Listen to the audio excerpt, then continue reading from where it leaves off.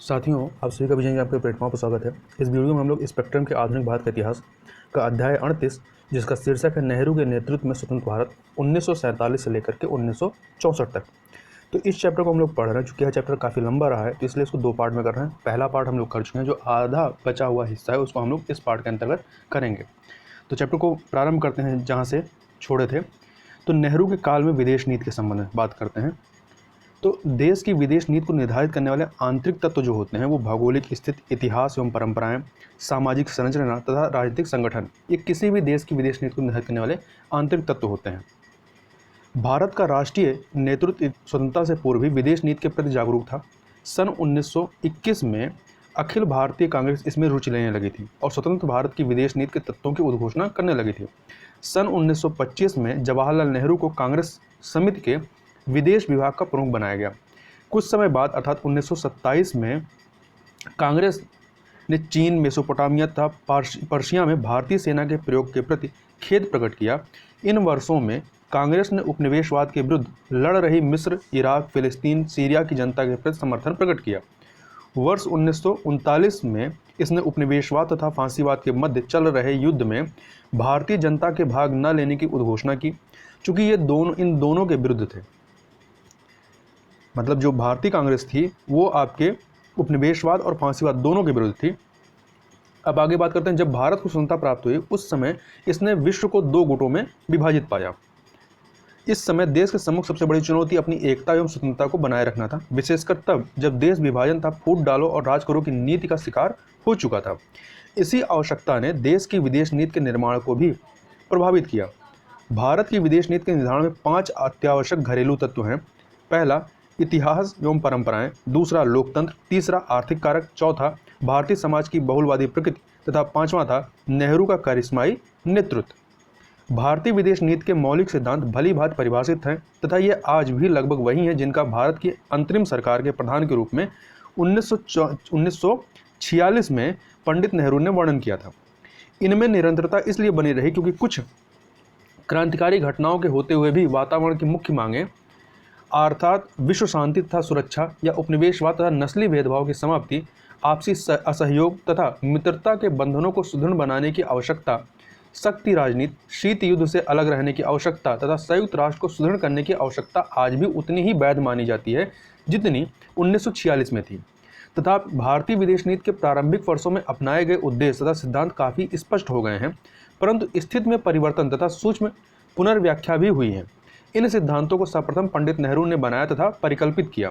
भारत की विदेश नीति की मूल बातों का समावेश हमारे संविधान के अनुच्छेद 51 आर्टिकल 51 में कर दिया गया है, जिसके अनुसार राज्य अंतर्राष्ट्रीय शांति और सुरक्षा को बढ़ावा देगा, राज्य राष्ट्रों के मध्य न्याय और सम्मानपूर्वक संबंधों को बनाए रखने का प्रयास करेगा, राज्य अंतर्राष्ट्रीय कानूनों तथा संधियों का सम्मान करेगा तथा राज्य अंतर्राष्ट्रीय झगड़ों को पंच फैसलों द्वारा निपटाने की रीत को बढ़ावा देगा। कुल मिलाकर के भारत की विदेश नीति के प्रमुख आदर्श निम्नलिखित हैं। कौन कौन से आदर्श हैं इसके? तो पहला है, भारतीय विदेश नीति अपने आप में स्वतंत्र है। भारत दो बड़ी शक्तियों में से किसी के गुट में शामिल नहीं है, ना ही अमेरिका की तरफ ना ही रशिया की तरफ। पर ऐसा मानना सही नहीं है कि भारत की विदेश नीति तटस्थ है। वस्तुतः अंतर्राष्ट्रीय मुद्दों पर भारत कभी तटस्थ नहीं रहा, बल्कि इसके गुण और दोष के आधार पर विभिन्न अंतर्राष्ट्रीय मंचों से अपनी सम्मति स्पष्ट रूप से व्यक्त करता रहा है। दूसरा, भारत कभी भी द्विपक्षीय या बहुपक्षीय सैन्य संधि के पक्ष में नहीं रहा है। विश्व की समस्याओं को सुलझाने में सैन्य शक्ति की भूमिका का भारत ने हमेशा विरोध किया है। तीसरा, भारत ने सभी देशों से मित्रता बनाए रखने की कोशिश की। उल्लेखनीय है कि भारत ने अमेरिकी गुट अर्थात पूंजीवादी व्यवस्था और सोवियत गुट अर्थात साम्यवादी व्यवस्था के देशों से बिना किसी भेदभाव के मित्रता की। भारत ने कभी भी एक देश को दूसरे देश से लड़ाने की नीति पर अमल नहीं किया। भारत में सरकार का ढांचा लोकतांत्रिक है, लेकिन विदेश नीति के मामले में भारत न पश्चिमी लोकतांत्रिक देशों से अधिक जुड़ा और न ही साम्यवादी देशों से इस कारण दूर हुआ। चौथा जो आदर्श है वह है, भारत बहुत दिनों तक ब्रिटेन का उपनिवेश रहा। इसने स्वतंत्रता प्राप्ति के बाद से ही उपनिवेशवाद विरोधी नीति का अनुगमन किया है। विश्व के मानचित्र पर भारत के एक स्वतंत्र शक्ति के रूप में उभरने के साथ ही एशिया, अफ्रीका, लैटिन अमेरिका के देशों में उपनिवेशों के स्वतंत्र होने का सिलसिला शुरू हुआ। भारत की स्वतंत्रता के बाद श्रीलंका, बर्मा, इंडोनेशिया आज़ाद हुए। इसके बाद भारत ने विभिन्न अंतर्राष्ट्रीय मंचों से उपनिवेशवाद के विरुद्ध बोलकर अफ्रीकी देशों की स्वतंत्रता में महत्वपूर्ण भूमिका निभाई। पांचवा, भारत ने अपनी विदेश नीति के अंतर्गत नस्लवाद विरोधी नारा बुलंद किया। उल्लेखनीय है कि गांधी जी ने 19वीं शताब्दी के आरंभ में दक्षिण अफ्रीका में नस्लवाद के खिलाफ संघर्ष किया था। छठा, भारत इस विचार का समर्थक रहा है कि अस्त्रों की होड़ और सैन्य संधियों को रोके बिना विश्व शांति कायम करना असंभव है। भारत निरस्त्रीकरण को विश्व शांति कुंजी मानता है। इसके अतिरिक्त निरस्त्रीकरण से अस्त्रों पर खर्च की जाने वाली विशाल राशि की बचत होगी और इस राशि का उपयोग गरीब देशों के विकास के लिए किया जा सकता है। अब बात कर लेते हैं भारत की विदेश नीति की प्रमुख विशेषताओं के संबंध में। सितंबर 1946 में अंतरिम सरकार की स्थापना के बाद से ही भारतीय विदेश नीति विकसित होने लगी। पंडित नेहरू ने स्पष्ट कहा कि स्वतंत्र भारत अंतर्राष्ट्रीय क्षेत्र में एक स्वतंत्र नीति का अवलंबन करेगा और किसी गुट में सम्मिलित नहीं होगा। भारत विश्व के किसी भी भाग में उपनिवेशवाद और प्रजातीय सहयोग बढ़ाने पर भी जोर देगा। यदि स्वाधीन भारत की विदेश नीति का समीक्षात्मक विश्लेषण करें तो अग्रलिखित विशेषताएं हमारे सामने प्रकट होती हैं। तो कौन कौन सी विशेषताएं हैं? पहला है शांति की विदेश नीति। तो इसके तहत क्या है? शांति की विदेश नीति सदैव ही विश्व शांति की समर्थक रही है। भारत ने प्रारंभ से ही यह महसूस किया कि युद्ध और संघर्ष नवोदित भारत की आर्थिक और राजनीतिक विकास को अवरुद्ध करने वाला है।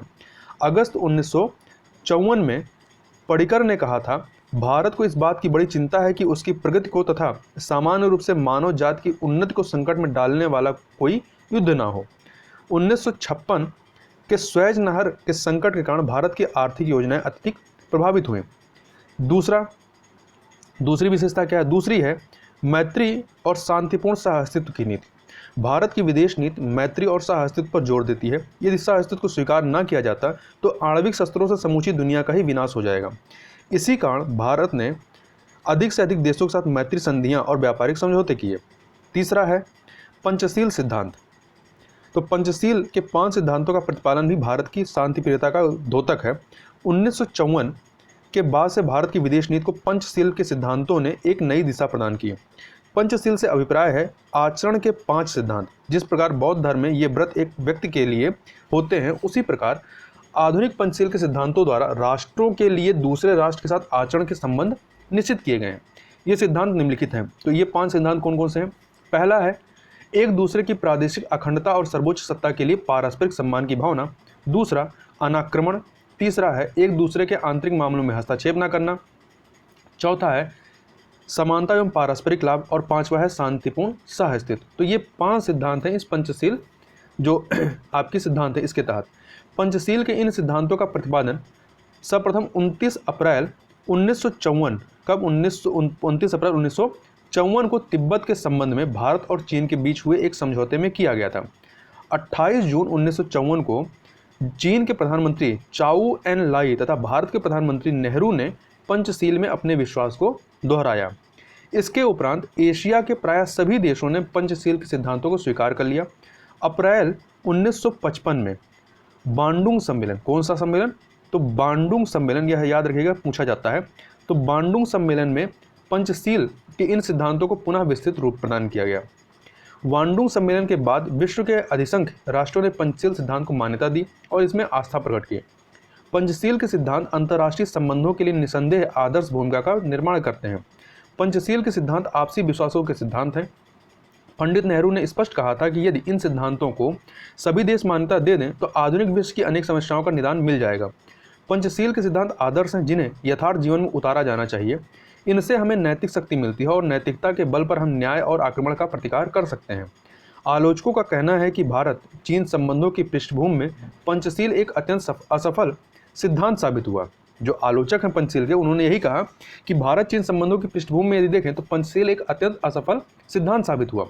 इसके द्वारा भारत ने तिब्बत में चीन की सर्वोत्तम सत्ता को स्वीकार करके तिब्बत की स्वायत्तता के अपहरण में चीन का समर्थन किया था। इसकी आलोचना करते हुए आचार्य कृपलानी ने कहा था कि यह महान सिद्धांत पापपूर्ण परिस्थितियों की उपज है, क्योंकि यह आध्यात्मिक और सांस्कृतिक रूप से हमारे साथ संबद्ध एक प्राचीन राष्ट्र के विनाश पर हमारी स्वीकृति पाने के लिए प्रतिपादित किया गया था। अब बात कर लेते हैं साम्राज्यवाद तथा उपनिवेशवाद का विरोध। यह इसका हमारे विदेश नीति का अगली विशेषता है। तो इसके तहत क्या है, तो ब्रिटिश साम्राज्यवाद के अधीन दास्ता में पिसने के बाद भारत को साम्राज्यवाद, उपनिवेशवाद तथा नस्लवाद के अमानवीय, अनुदारवादी तथा उच्च स्तरीय शोषण प्रवृत्ति का पूर्णतः आभास है। भारत की आज़ादी की लड़ाई वास्तव में साम्राज्यवाद के विरुद्ध लड़ाई थी। विश्व के किसी भी भाग में साम्राज्यवाद का अस्तित्व भारत को अस्वीकार्य है। भारत के लिए साम्राज्यवाद के विरुद्ध संघर्ष जीवन मृत्यु का जो है प्रश्न है। ऐसे सभी देश जो कभी ना कभी साम्राज्यवाद के शिकार थे, जैसे Indonesia, Libya, Tunisia, Algeria, Morocco, Angola, Namibia आदि सभी की भारत ने उपनिवेशीय शासन से छुटकारा पाने के लिए किए जाने वाले संघर्ष में पूर्ण रूप से सहायता की। 1947 के बाद से भारत साम्राज्यवाद तथा नौ उपनिवेशवाद की शक्तियों, मतलब जो नए राष्ट्रों की स्वतंत्रता को विभिन्न अप्रत्यक्ष तथा सूक्ष्म तरीकों से सीमित कर रहे हैं, तो वो नौ उपनिवेशवाद हैं। तो नौ उपनिवेशवाद की शक्तियों के विरुद्ध एशियाई, अफ्रीकी तथा लतानी तथा लैटिन अमेरिकी राष्ट्रों की एकता बनाने के लिए महत्वपूर्ण भूमिका निभा रहा है। एशियाई संबंध कॉन्फ्रेंस, इस कॉन्फ्रेंस का नाम याद रखिएगा, एशियाई संबंध कॉन्फ्रेंस। ये होता है आपका 1955 में 55 के बांडुंग सम्मेलन, ठीक है। तो एक तो होता है आपका एशियाई संबंध कॉन्फ्रेंस, दूसरा आपका होता है 1955 के बांडुंग सम्मेलन। गुट निरपेक्ष राष्ट्रों के सम्मेलनों में, संयुक्त राष्ट्र संघ की महासभा की बैठकों में तथा वास्तव में सभी अंतर्राष्ट्रीय सम्मेलनों में भारत ने इन बुराइयों के विरुद्ध सदा ही आवाज़ उठाई। तो भारत ऐसे हर जगह पे, चाहे वो एशियाई संबंध कॉन्फ्रेंस हो, चाहे 1955 के बांडुंग सम्मेलन हो, या गुट निरपेक्ष राष्ट्रों के सम्मेलनों में, या संयुक्त राष्ट्र संघ की महासभा की बैठकों में, तो जो भी इस तरह के अंतर्राष्ट्रीय सम्मेलन हुए थे, भारत ने इन बुराइयों, जो साम्राज्यवाद और नौ उपनिवेशवाद की बुराइयाँ थीं, उनके विरुद्ध सदा ही आवाज़ उठाई है। आगे देखें तो अफ्रीकी एशियाई एकता की दृढ़ता, बल्कि साम्राज्यवाद, उपनिवेशवाद तथा नौ उपनिवेशवाद के विरुद्ध संपूर्ण तीसरे विश्व की एकता आज भी भारतीय विदेश नीति के मूल सिद्धांत हैं। उपनिवेशीय तथा साम्राज्यवादी शक्तियों की ओर से घोर विरोध के बावजूद भारत साम्राज्यवाद, उपनिवेशवाद तथा नौ उपनिवेशवादी शक्तियों के विरुद्ध संघर्ष का समर्थन करता रहा है तथा ऐसा करने के लिए दृढ़ निश्चयी है। इस संबंध में शक्तिशाली भूमिका निभाने के लिए भारत दक्षिण दक्षिण सहयोग के विकास का प्रबल समर्थक रहा है। अगली विशेषता क्या है? अगली विशेषता है संयुक्त राष्ट्र तथा विश्व शांति के लिए समर्थन। यह भारत की विदेश नीति का एक प्रमुख विशेषता है। भारत संयुक्त राष्ट्र के मूल सदस्यों में से एक है। भारत ने सैन फ्रांसिस्को, जो यूएसए के सैन फ्रांसिस्को में जो सम्मेलन हुआ था, तो उस सैन फ्रांसिस्को सम्मेलन में भाग लिया था तथा संयुक्त राष्ट्र के चार्टर पर हस्ताक्षर किए थे। तब से लेकर आज तक भारत ने संयुक्त राष्ट्र तथा दूसरी अंतर्राष्ट्रीय संस्थाओं के क्रियाकलापों का समर्थन किया है तथा इनमें सक्रियता से भाग लिया, पार्टिसिपेट किया है। संयुक्त राष्ट्र की विचारधारा का समर्थन करने तथा इसके क्रियाकलापों में सक्रियता, सकारात्मक तथा रचनात्मक रूप से भाग लेना भारतीय विदेश नीति का महत्वपूर्ण सिद्धांत रहा है। भारत महासभा का एक सक्रिय सदस्य रहा है तथा यह सुरक्षा परिषद में कई बार अस्थायी सदस्य बना है। बहुत सी अंतर्राष्ट्रीय एजेंसियों के क्षेत्रीय कार्यालय भारत में स्थित हैं। भारत यूनिसेफ, FAO अर्थात जो कृषि संबंधित है, यूनेस्को तथा ऐसी अन्य संस्थाओं के कार्यक्रमों में सक्रियता से जुड़ा हुआ है। भारत सदा ही लोगों के सामाजिक तथा आर्थिक कल्याण के लिए संयुक्त राष्ट्र के निर्देशों का पालन करता रहा है तथा हर अंतर्राष्ट्रीय प्रायोजित वर्षों तथा कार्यक्रमों को लागू करने के यथासंभव प्रयत्न करता है। इसलिए संयुक्त राष्ट्र की कार्यप्रणाली का समर्थन करना तथा इसमें सक्रियता से भाग लेना भारतीय विदेश नीति का महत्वपूर्ण सिद्धांत है। अगली जो विशेषता है वो क्या है? गुट निरपेक्ष की नीति। तो द्वितीय विश्व युद्ध के उपरांत विदेश राजनीति, विश्व राजनीति का दो ध्रुवों में विभाजन हो चुका था। साम्यवादी सोवियत संघ और पूंजीवादी अमेरिका द्वारा संसार के 9 स्वतंत्र देशों, मतलब जो नए नए स्वतंत्र हुए थे, देशों को अपने अपने गुटों में शामिल करने तथा इन देशों की शासन प्रणालियों को अपनी विचारधाराओं के अनुकूल ढालने के भरसक प्रयास किए जा रहे थे। ऐसे विश्व परिदृश्य में भारत ने विश्व राजनीति में अपनी पृथक पहचान एवं स्वतंत्र अस्तित्व बनाए रखने के उद्देश्य से गुट निरपेक्षता नीति का अनुपालन किया। गुट निरपेक्षता को अपनाए जाने के कारण निम्नलिखित हैं। क्या कारण थे जिनकी वजह से भारत ने इसको अपनाया? तो इसका पहला कारण बताया जाता है कि भारत किसी गुट में शामिल होकर विश्व में अनावश्यक तनावपूर्ण स्थिति पैदा करने का इच्छुक नहीं था। दूसरा, भारत किसी भी गुट के विचारधाराई प्रभाव से ग्रस्त नहीं होना चाहता था। किसी भी गुट में शामिल होने पर भारत की शासन प्रणाली एवं नीतियों पर उस गुट विशेष के नेतृत्व का दृष्टिकोण हावी हो जाता। तीसरा, भारत की भौगोलिक सीमाएं साम्यवादी देशों से जुड़ी थीं, अतः पश्चिमी देशों के गुट में शामिल होना अदूरदर्शी कदम होता। दूसरी ओर साम्यवादी गुट में शामिल होने पर भारत को विशाल पश्चिमी आर्थिक व तकनीकी सहायता से वंचित होना पड़ता, मतलब किसी भी तरफ जाता तो दूसरी तरफ से उसको नुकसान ही होता। चौथा, नव स्वतंत्र भारत को आर्थिक विकास हेतु दोनों गुटों से समग्र तकनीकी एवं आर्थिक सहायता की जरूरत थी, चाहे वो आपका USA हो, साम्यवादी वाला, या पूंजीवादी अमेरिका हो। इन कारणों से गुटनिरपेक्ष रहकर ही इनसे ये जो चीज़ें हैं, चाहे तकनीकी हो चाहे आर्थिक सहायता, तो इसके लिए गुटनिरपेक्ष रहकर ही ये सब प्राप्त किया जा सकता था। अगला 5वां है, गुटनिरपेक्षता का सिद्धांत भारत की मिश्रित एवं सर्वमान्य संस्कृति के अनुरूप था। छठा, भारत के दक्षिणपंथी तथा वामपंथी दलों के विदेश नीति से जुड़े आपसी मतभेदों को समाप्त करने का सर्वमान्य सूत्र गुटनिरपेक्षता सिद्धांत को ही स्वीकार किया गया। 7वां, गुटनिरपेक्षता स्वतंत्रता संघर्ष के दौरान घोषित आदर्शों एवं मान्यताओं का पोषण करती थी। यह गांधीवादी विचारधारा के सर्वाधिक निकट थी। इस प्रकार उपयुक्त कारणों से भारत ने गुटनिरपेक्षता के सिद्धांत को अपने विश्व राजनीतिक व्यवहार का प्रमुख मापदंड बनाया। अब भारत की गुटनिरपेक्षता के जो प्रमुख लक्ष्य हैं उनको देख लेते हैं। तो स्वतंत्रता आंदोलन के समय से ही भारतीय नेताओं पर कुछ मान्यताओं का स्पष्ट प्रभाव पड़ चुका था। ये मान्यताएं थी राजनीति एवं सत्ता का आदर्शवादी दृष्टिकोण, एशियावाद, पश्चिमी लोकतांत्रिक प्रणाली तथा साम्यवाद का सैद्धांतिक रूप से खंडन और अंतर्राष्ट्रीय संबंधों के आदर्शवादी दृष्टिकोण को मान्यता। इन मान्यताओं के प्रत्यक्ष प्रभाव के आलोक में ही भारत की गुटनिरपेक्षता नीति के लक्ष्य निर्धारित किए गए। ये लक्ष्य इस प्रकार थे। पहला, अंतर्राष्ट्रीय शांति व सुरक्षा को कायम रखना और उनका संवर्धन करना। दूसरा, उपनिवेशों के लोगों के आत्मनिर्णय अधिकार को बढ़ावा देना। तीसरा, समानता पर आधारित विश्व समुदाय की स्थापना तथा रंगभेद का विरोध। चौथा है आणविक निशस्त्रीकरण तथा नवीन आर्थिक व्यवस्था की स्थापना। 5वां है अफ्रीका और एशिया के देशों का समर्थन। 6ठा है अंतर्राष्ट्रीय विवादों तथा संघर्षों के शांतिपूर्ण निपटारे का समर्थन। 7वां है संयुक्त राष्ट्र व्यवस्था के अंतर्गत ही उपर्युक्त लक्ष्यों की सिद्धि करना। अब बात कर लेते हैं गुटनिरपेक्षता की विशेषताएं क्या हैं। तो गुटनिरपेक्षता की मुख्य विशेषताएं निम्न हैं। कौन कौन सी विशेषताएं हैं? पहला, शीत युद्ध का विरोध। दूसरा, सैन्य एवं सुरक्षा गठबंधनों का विरोध। तीसरा, शक्ति राजनीति से निर्लिप्तता, मतलब उनसे दूर रहना। चौथा है स्वतंत्र विदेश नीति का समर्थन। 5वां है शांतिपूर्ण सहअस्तित्व तथा अहस्तक्षेप की नीति। 6ठा है अलगाववाद की बजाय क्रियाशीलता की नीति। 7वां है कूटनीतिक साधन या वैधानिक स्थिति नहीं। 8वां है गुटनिरपेक्षी देशों की गुटबंदी नहीं, मतलब इनका गुटबंदी नहीं होनी चाहिए। 9वां विकास के लिए आपसी सहयोग की नीति। और 10वां है उपनिवेशवाद का विरोध। अब हम लोग बात कर लेते हैं जवाहरलाल नेहरू काल में गुटनिरपेक्षता की नीति के संबंध में। 1947 से लेकर के 1964 जो कि नेहरू का कार्यकाल रहता है। तो प्रारंभिक वर्षों में भारत की गुटनिरपेक्षता नीति अस्पष्ट रही। इस समय भारत का झुकाव पश्चिमी गुट की तरफ था। पश्चिमी शिक्षा प्रणाली का प्रभाव, ब्रिटिश बाजार की अर्थव्यवस्था को कायम रखने का निर्णय, देश की सेनाओं पर ब्रिटिश निरीक्षण तथा तकनीकी एवं आर्थिक सहायता की आवश्यकता इत्यादि ने भारत की पश्चिमी देशों पर निर्भरता को बढ़ा दिया था। इसी निर्भरता के कारण भारत ने पश्चिमी जर्मनी को अपनी मान्यता प्रदान की, लेकिन पूर्वी जर्मनी को नहीं की। कोरिया युद्ध जो कि आपका होता है 1952-53 में भी भारत ने पश्चिमी देशों का समर्थन करते हुए उत्तर कोरिया को आक्रामक घोषित कर दिया। 1953 में स्टालिन की मृत्यु के बाद भारत के प्रति सोवियत दृष्टिकोण काफ़ी उदार हो गया था, जिसके फलस्वरूप भारत की सोवियत संघ से निकटता में वृद्धि होने लगी। 1954 की पाकिस्तान अमेरिका संधि के अनुसार अमेरिका द्वारा पाकिस्तान को बड़े पैमाने पर हथियार उपलब्ध कराने तथा गोवा के प्रश्न पर पुर्तगाल का समर्थन करने के कारण भारत और अमेरिका के संबंधों में कटुता पैदा हो गई।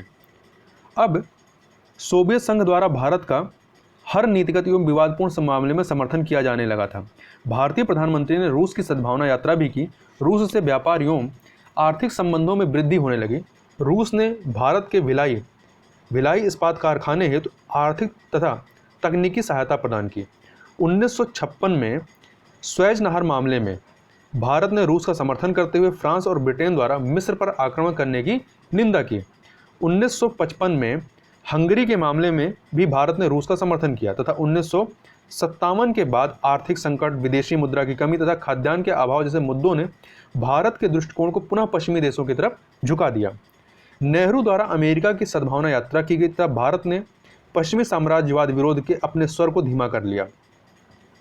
1962 में भारत पर चीन द्वारा आक्रमण कर दिया गया, जिससे भारतीय गुटनिरपेक्षता की नीति को कड़ी परीक्षा से गुजरना पड़ा।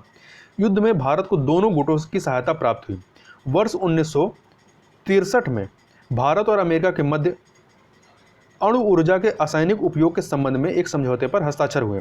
नवंबर 1964 में मझगांव बंदरगाह के पुनर्निर्माण तथा लियंडर वर्ग के युद्धपोतों के निर्माण के विषय में भारत और ब्रिटेन के मध्य एक सुरक्षा संधि संपन्न की गई तथा जून 1964 में भारत के राष्ट्रपति राधाकृष्णन ने अमेरिका की यात्रा की तथा दोनों देशों के मध्य दक्षिण एशियाई क्षेत्र में चीनी आक्रामक गतिविधियों के निरोधक उपायों पर चर्चा की गई।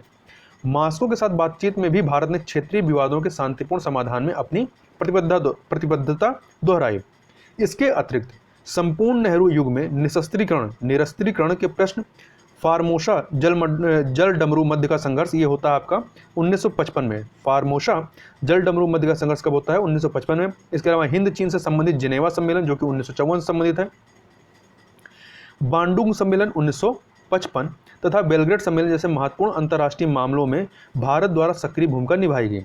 अणु परीक्षणों पर प्रतिबंध लगाने का प्रश्न 1959 में भारत द्वारा सामान्य सभा की विषय सूची में रखा गया। अपनी नीतियों और प्रयासों के फलस्वरूप भारत को एशिया एवं अफ्रीका के नवोदित राष्ट्रों को महाशक्तियों की शक्ति राजनीति से अलग रखने में पर्याप्त सफलता प्राप्त हुई। वर्ष 1950 में नेहरू द्वारा दावा किया गया कि दिल्ली पिछले वर्षों में विश्व मैत्री और शांति का केंद्र बन गया है। अब हम थोड़ा सा मूल्यांकन कर लेते हैं इस गुटनिरपेक्ष नीति के बारे में। तो भारत की गुटनिरपेक्षता की नीति पूर्णतः नेहरू के दृष्टिकोण पर और अंतः प्रज्ञा पर आधारित थी। इसी कारण गुटनिरपेक्षता को सुसंगत एवं बोधगम्य नीति का रूप देने में कठिनाइयां पैदा हुई। नेहरू द्वारा गुटनिरपेक्षता को विदेश नीति का साधन तथा लक्ष्य दोनों एक साथ मान लेना एक गंभीर भूल थी। इन्होंने उसको साधन भी माना और लक्ष्य भी माना। गुटनिरपेक्षता भारतीय विदेश नीति की आधारशिला है तथा उसका किसी भी परिस्थिति में परित्याग नहीं किया जा सकता। यह मान लेना आत्मघाती था। परिस्थितियों को ध्यान में रखकर गुटनिरपेक्षता के प्रति विभिन्न दृष्टिकोणों को अपनाया जाना अधिक युक्तिसंगत साबित हो सकता था। इसी प्रकार गुटनिरपेक्षता को नैतिकता से संबंध मानना असंगत था। वास्तव में गुटनिरपेक्षता सिद्धांत नैतिक दृष्टि से निष्क्रिय था। आवश्यकता पड़ने पर उसके स्वरूप में परिवर्तन किया जा सकता था और राष्ट्रीय हितों की प्राप्ति के लिए उसका परित्याग भी किया जा सकता था। चीनी आक्रमण से पहले भारत द्वारा विदेशी सहायता अस्वीकार करने तथा बाद में इसे स्वीकार करने पर भारत की गुटनिरपेक्षता सिद्धांत पर सदैव अटल रहने की घोषणा का उपहास हुआ। नेहरू द्वारा विवादों के शांतिपूर्ण निपटारे पर जोर देना तथा आणविक शस्त्रों के निर्माण व परीक्षण की सदा के लिए निंदा करना भी दुर्भाग्यपूर्ण था। 1962 के भारत चीन युद्ध में पराजित होने के बाद गुटनिरपेक्षता की नीति की कड़ी आलोचना की गई। आलोचकों का मानना था कि गुटनिरपेक्षता की नीति के तहत राष्ट्रीय हितों की घोर अपेक्षा की गई तथा देश की प्रतिरक्षा हेतु आवश्यक तैयारियों के महत्व को नजरअंदाज किया गया। भारत यदि पश्चिमी गुट में शामिल होता तो चीन भारत पर आक्रमण करने का साहस भी नहीं जुटा सकता था। भारत चीन युद्ध के समय उन एशियाई अफ्रीकी देशों द्वारा भी भारत की सहायता नहीं की गई जिनके हितों की सुरक्षा के लिए भारत गुटनिरपेक्षता सिद्धांत के माध्यम से निरंतर प्रयत्नशील रहा था। पश्चिमी देशों से सहायता स्वीकार करना भी भारत की निर्गुण नीति का उल्लंघन माना गया और इसे पथ विचलन या भारत की सैद्धांतिक नारेबाजी या खोखलापन की संज्ञा दी गई। इस प्रकार भारत की गुटनिरपेक्षता ने भारत के शत्रुओं और मित्रों दोनों को ही भ्रमित किया। यह भारत के राष्ट्रीय हितों की सुरक्षा करने में भी असफल सिद्ध हुई। इन सब आलोचनाओं के बावजूद नेहरू काल में गुटनिरपेक्षता के सार व लक्ष्यों को सुरक्षित रखने में काफ़ी सीमा तक सफलता प्राप्त हुई। गुटनिरपेक्ष नीति के अनुपालन द्वारा ही भारत को तृतीय विश्व के नेतृत्वकर्ता का प्रभावपूर्ण दर्जा हासिल हुआ, जो आर्थिक एवं सैन्य रूप से कमजोर एक नव स्वतंत्र देशों के लिए अत्यंत महत्वपूर्ण बात थी। निरस्त्रीकरण, गठबंधनहीनता, विकासशील देशों की आर्थिक जरूरतों को स्वीकार करने वाली विश्व प्रणाली की स्थापना तथा इन देशों में पूंजी तथा तकनीकी निवेश के प्रति भारतीय दृष्टिकोण को व्यापक रूप से स्वीकार किया गया।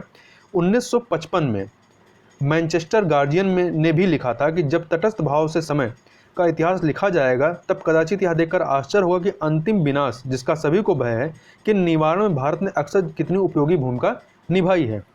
भारत चीन युद्ध में विदेशी सहायता के औचित्य को सिद्ध करते हुए नेहरू ने कहा कि चीन का मुकाबला करने के लिए भारत ने जो भी शस्त्रास्त्र सहायता ली उसके साथ किसी प्रकार की शर्त नहीं जुड़ी है और बिना शर्त सहायता लेना गुटनिरपेक्षता नीति से अलग हटना नहीं कहा जा सकता।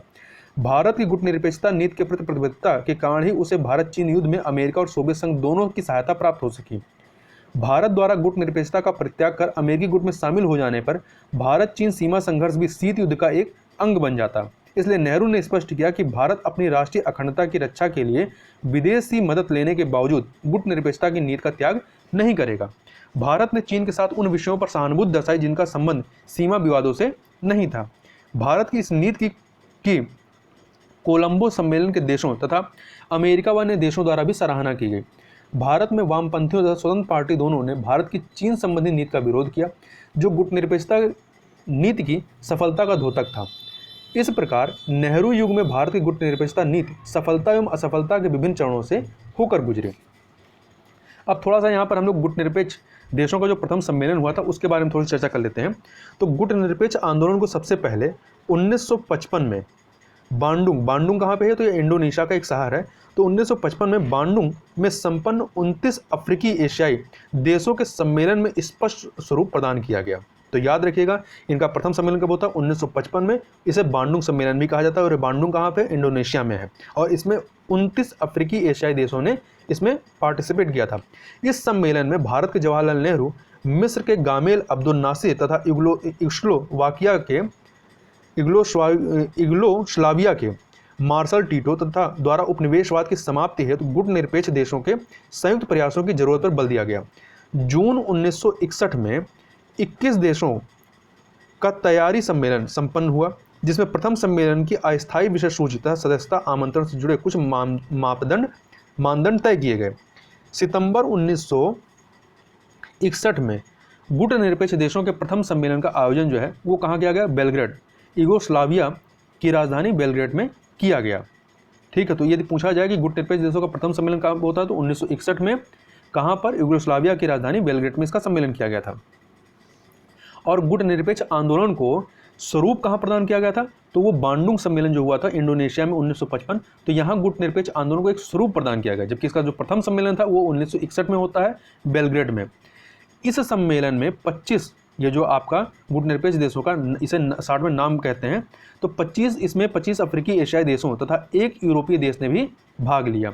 3 लैटिन अमेरिका के देशों ने पर्यवेक्षकों के रूप में भागीदारी की। इस सम्मेलन में एक 27 सूत्री घोषणा पत्र को स्वीकार किया गया। सम्मेलन में विश्व के सभी भागों में हर प्रकार की उपनिवेशवादी, साम्राज्यवादी, नौ उपनिवेशवादी तथा नस्लवादी प्रवृत्तियों की बड़ी निंदा की गई। इसमें अल्जीरिया, अंगोला, कांगो, ट्यूनीशिया आदि देशों में चल रहे स्वतंत्रता संघर्षों का पुरजोर समर्थन किया गया। सम्मेलन में विकासशील देशों के व्यापार के विकास हेतु उचित दशाओं की जरूरत पर बल दिया गया। सम्मेलन द्वारा संपूर्ण निशस्त्रीकरण की अपील भी जारी की गई। निष्कर्ष रूप में गुटनिरपेक्ष देशों ने सभी अल्पविकसित एवं विकासशील देशों के सामाजिक, आर्थिक और सांस्कृतिक विकास का आह्वान किया।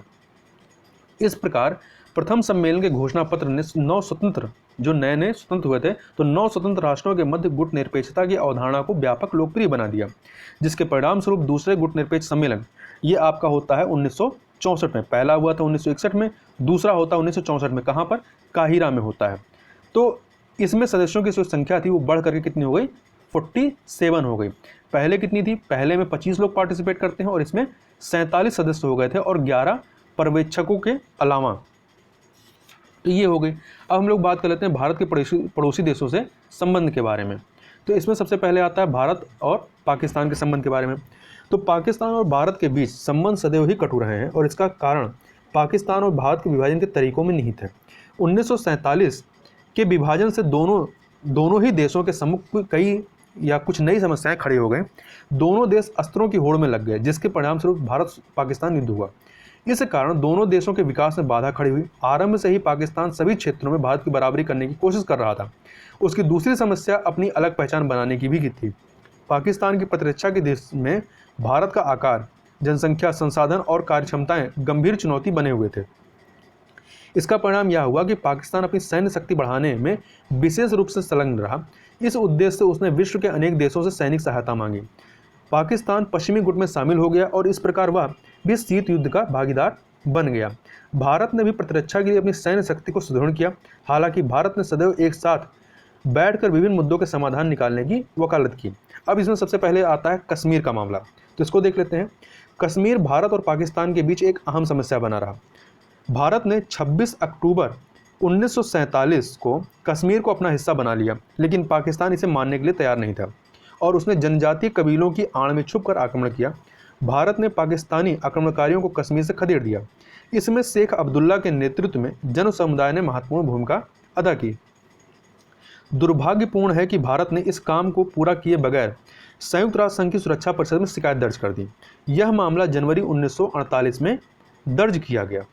फलतः 1 जनवरी 1949 को जो है युद्ध विराम की घोषणा की गई। 1947 में भारत ने अंतर्राष्ट्रीय निरीक्षण के अंतर्गत कश्मीर में जनमत संग्रह कराने का प्रस्ताव रखा, लेकिन 1955 में कुछ बदली हुई परिस्थितियों के कारण इसे वापस ले लिया गया। हालांकि कश्मीर के मामले पर संयुक्त राष्ट्र और अन्य अंतर्राष्ट्रीय मंचों पर कूटनीतिक लड़ाई चलती रही, लेकिन युद्ध की स्थिति जो है वो 1964 तक नहीं आई। मतलब भारत पाकिस्तान के बीच कोई युद्ध 1964 तक नहीं होता है, लेकिन कश्मीर की समस्या का कोई समाधान नहीं निकला और दोनों देशों के संबंधों पर इसका प्रतिकूल प्रभाव पड़ा। वस्तुतः अब दोनों देश अपनी सीमा की रक्षा करने को तत्पर हो गए और इनमें से कोई भी बलपूर्वक इसे बदलने की इच्छा व्यक्त नहीं करता। आगे है जो भारत पाकिस्तान के बीच जो डिस्प्यूट है, एक सिंधु नदी जल विवाद के संबंध में भी है। तो विभाजन ने अनेक समस्याएं उत्पन्न की, जिनमें से एक है सिंधु नदी जल बंटवारा। दोनों देश सिंधु और उसकी सहायक नदियों के जल का ज़्यादा से ज़्यादा उपयोग करना चाहते थे। भारत और पाकिस्तान खाद्यान्न में आत्मनिर्भर होना चाहते थे, अतः वह सिंधु के जल का अधिक से अधिक उपयोग करना चाहते थे। विभाजन के बाद सिंधु नदी से सिंचित होने वाले 280 लाख एकड़ क्षेत्र में से 50 लाख एकड़ भूमि जो है वो भारत के पास रह गई। अधिकांश पश्चिमी नदियां जो है वो समुद्र में मिल जाती थीं, जबकि पाकिस्तानी नहरें पूर्वी नदियों पर आश्रित थीं। इन नदियों का पानी पूर्वी पंजाब से होकर पाकिस्तान में जाता था। भारत का कृषि विकास भी रावी, व्यास और सतलज जैसी पूर्वी नदियों के जल पर ही आश्रित था और इन्हीं पूर्वी नदियों से जो है ये उनके पाकिस्तान के किसान के लिए भी मिलता था। तो पाकिस्तान की नहरों का वह भाग जो नदी से जुड़ा था भारतीय भूभाग में पड़ता था। तनाव का कारण यही था। पाकिस्तान में बाढ़ आने या अकाल पड़ने पर पाकिस्तानी शासक भारत को दोषी ठहराते थे। उन्होंने पानी की समस्या के लिए भारत को दोषी ठहराया और न्याय संगत बंटवारे की मांग की। दूसरी ओर भारत इस समस्या को सुलझाने के लिए तत्पर था। विश्व बैंक की देखरेख में 17 अप्रैल 1959 को वाशिंगटन में नहर के जल के बंटवारे संबंधित अंतरिम समझौता हुआ। इसके बाद दोनों देशों के बीच व्यापक समझौतों का एक सिलसिला चला। 19 सितंबर 1969 को कराची में नहर जल संधि पर हस्ताक्षर किए गए। अब देख लेते हैं भारत और चीन के बीच के विवाद को। तो स्वतंत्रता प्राप्त के उपरांत भारत ने सबसे पहले चीन के चियांग काई शेक के नेतृत्व वाली, किसके नेतृत्व वाली, चियांग काई शेक के नेतृत्व वाली राष्ट्रीय सरकार के साथ अपने राजनीतिक संबंध स्थापित किए। 1 अक्टूबर 1949 को चीन में स्थापित माओ त्से, क्या नाम है, माओ त्से तुंग की साम्यवादी सरकार को भारत ने दिसंबर 1949 में अपनी मान्यता दे दी तथा उसे संयुक्त राष्ट्र की सदस्यता दिलाने हेतु भरपूर समर्थन दिया। इस प्रकार आज़ादी के बाद से ही भारत ने चीन के प्रति मित्रता पूर्वक संबंधों का निर्वहन किया, किंतु इसके परिणाम भारत के लिए घोर निराशाजनक साबित हुए। भारत चीन के बीच उत्पन्न तनाव को समझने के लिए तिब्बत में चीन की गतिविधियां, सीमा विवादों तथा 1962 के चीन आक्रमण से जुड़े विभिन्न पहलुओं को जानना आवश्यक है। तो सबसे पहले बात कर लेते हैं तिब्बत विवाद के बारे में। तो अक्टूबर 1950 में चीन की जनमुक्ति सेना ने तिब्बत पर आक्रमण कर उसे अपने अधीन कर लिया। तिब्बत भारत एवं चीन के मध्य एक बफर राज्य के रूप में कार्य करता था या स्थापित था। तिब्बत क्षेत्र में 2000 मील की सीमा पर ब्रिटिश शासनकाल से ही भारत को नियंत्रण का अधिकार प्राप्त था। चीन की इस आक्रामक कार्रवाई से विचलित होने के बावजूद भारत ने उसके साथ मित्रतापूर्ण संबंध कायम रखने का निर्णय किया और 1954 में चीन के साथ संधि करके तिब्बत पर उसके अधिकार को मान्यता दे दी। इस संधि में भारत एवं चीन के आपसी संबंधों के निर्देशक के रूप में पंचशील सिद्धांतों को शामिल किया गया। उक्त संधि के तहत भारत ने चीन को दिल्ली, कलकत्ता और कलिंगपोंग में अपने वाणिज्यिक अभिकरण स्थापित करने की सुविधा प्रदान की, जबकि चीन ने भारत को तिब्बत में अपना व्यापार केंद्र स्थापित करने की छूट दी। चीन द्वारा सुनियोजित ढंग से तिब्बत की स्वायत्तता कम करते जाने के प्रयासों के फलस्वरूप मार्च 1959 मतलब 1959 में तिब्बत में एक जन विद्रोह भड़क उठा। चीन ने इस विद्रोह को दमनपूर्वक उपायों द्वारा कुचल दिया, जिसका भारत में जनता के स्तर पर गंभीर विरोध किया गया। भारत द्वारा तिब्बती धर्मगुरु दलाई लामा तथा उनके अनुयायियों को राजनीतिक शरण प्रदान की गई, किंतु भारत सरकार ने तिब्बत सरकार को कोई मान्यता नहीं दी।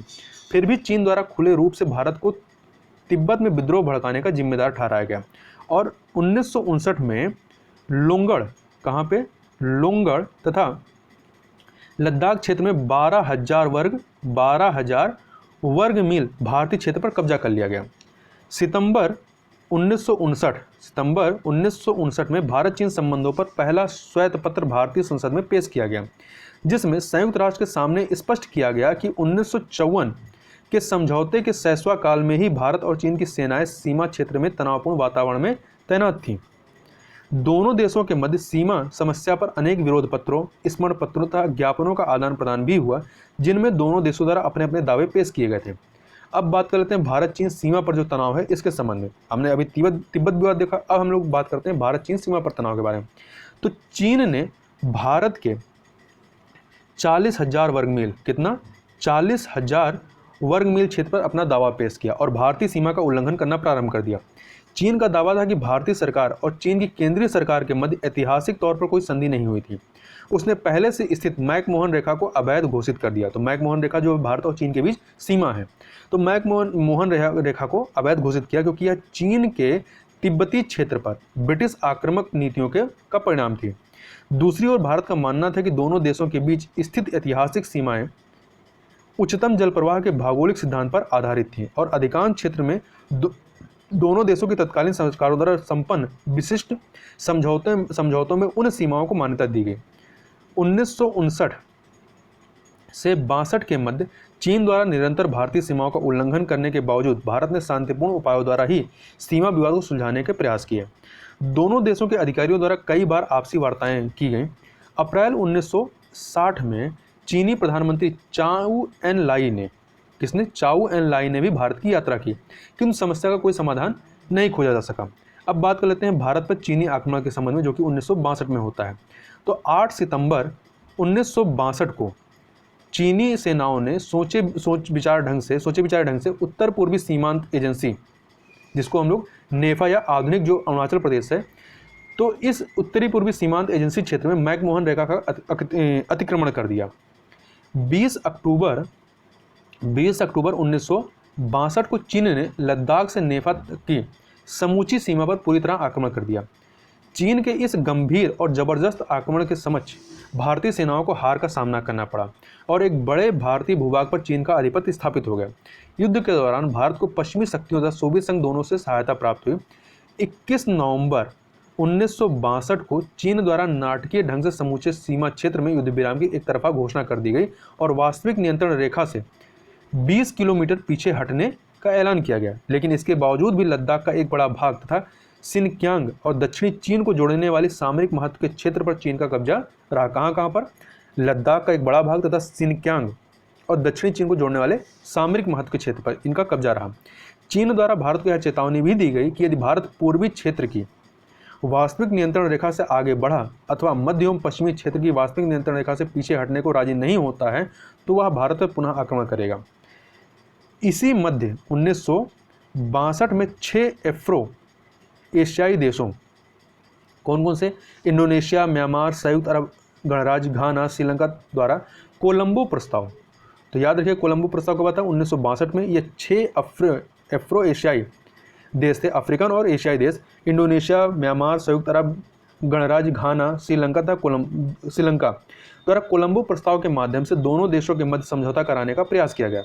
इस प्रस्ताव के अनुसार चीन को पारंपरिक सीमा रेखा से 20 किलोमीटर पीछे हटाने, पूर्वी क्षेत्र में वास्तविक नियंत्रण रेखा को दोनों देशों द्वारा युद्ध विराम रेखा के रूप में स्वीकार करने तथा मध्य क्षेत्र में यथास्थिति कायम रखे जाने का प्रावधान था। भारत ने कोलंबो प्रस्ताव को स्वीकृति प्रदान कर दी, किंतु चीन ने मैकमोहन रेखा पर भारतीय सेना की तैनाती और असैनिक घोषित क्षेत्र में नागरिक चौकी स्थापित करने के अधिकार को चुनौती देते हुए उक्त प्रस्ताव को नामंजूर कर दिया। इस प्रकार भारत चीन के मध्य संबंधों में गतिरोध बना रहा। तो इस प्रकार से जो कोलंबो प्रस्ताव 1962 में आता है तो इसको भारत ने मंजूरी दी थी, परंतु चीन ने इसको मंजूरी नहीं दी थी। अब हम लोग बात कर लेते हैं भारत और नेपाल के संबंध में। तो नेपाल जो है वो हिमालय के दक्षिणी ढलान और भारत की उत्तरी सीमा के बीच बसा हुआ है, अतः भारतीय सुरक्षा की दृष्टि से नेपाल का सामरिक महत्व है। भारत इस तथ्य को समझ रहा था, अतः जुलाई 1950 में उसने नेपाल के साथ एक संधि की। तो संधि कब की थी? 1950 में। भारत ने नेपाल की संप्रभुता, क्षेत्रीय अखंडता और स्वतंत्रता को मान्यता दी। यह समझौता हुआ कि किसी प्रकार के मनमुटाव, किसी समस्या पर हुई गलतफहमी से दोनों देश एक दूसरे को अवगत कराएंगे। अब बात कर लेते हैं भारत और भूटान के संबंध में। तो भूटान जो है यह हिमालय से घिरा और चीन की सीमा से लगा एक देश है। भूटान सामरिक रूप से भारत से जुड़ा है। अगस्त 1949 में दोनों देशों ने चिरस्थायी शांति और मित्रता के लिए एक संधि की। तो पहले भारत और भूटान की भी संधि होती है, उसके बाद नेपाल से जो संधि होती है वो जुलाई 1950 में होती है। यह क्रम याद रखिएगा। भारत ने वचन दिया कि भूटान के घरेलू मामले में हस्तक्षेप नहीं करेगा, मतलब भारत इनके जो भी भूटान घरेलू मामला होगा उसमें कोई हस्तक्षेप नहीं करेगा। दूसरी ओर भूटान विदेशी संबंधों के लिए भारत के परामर्श पर चलने के लिए तैयार हो गया। अब बात कर लेते हैं भारत और श्रीलंका के संबंध में। तो श्रीलंका हिंद महासागर में स्थित और भारत का पड़ोसी देश है। श्रीलंका में होने वाली किसी भी गतिविधि का भारत की सुरक्षा और शांति पर प्रभाव पड़ता है। श्रीलंका में मुख्य रूप से सिंघली और तमिल रहते हैं, वहाँ जो मेन पॉपुलेशन है वो सिंघलियों की है। इन दोनों समुदायों में, सिंघली और तमिल में, निरंतर संघर्ष और झगड़े होते हैं। 1958 और उसके बाद सिंघली तमिल दंगे बेहद गंभीर प्रकृति के थे। भारत श्रीलंका के जातीय झगड़ों को उनका आंतरिक मामला मानता है। भारत के श्रीलंका से मित्रतापूर्ण संबंध है और दोनों देशों के बीच आर्थिक और व्यापारिक संबंध भी कायम है। श्रीलंका गुटनिरपेक्ष आंदोलन का समर्थक है, यह किसी सैन्य संगठन का सदस्य नहीं है। तो यह हमने बात की कि भारत का अपने जो पड़ोसी देश हैं उनसे संबंध कैसा है। तो यहाँ पर इस प्रकार से यह जो चैप्टर था नेहरू के नेतृत्व में स्वतंत्र भारत 1947-1964, तो यह चैप्टर यहाँ पर समाप्त होता है। तो इस वीडियो में बस इतना ही, मिलते हैं नेक्स्ट वीडियो में नए चैप्टर के साथ। तब तक के लिए बहुत बहुत धन्यवाद।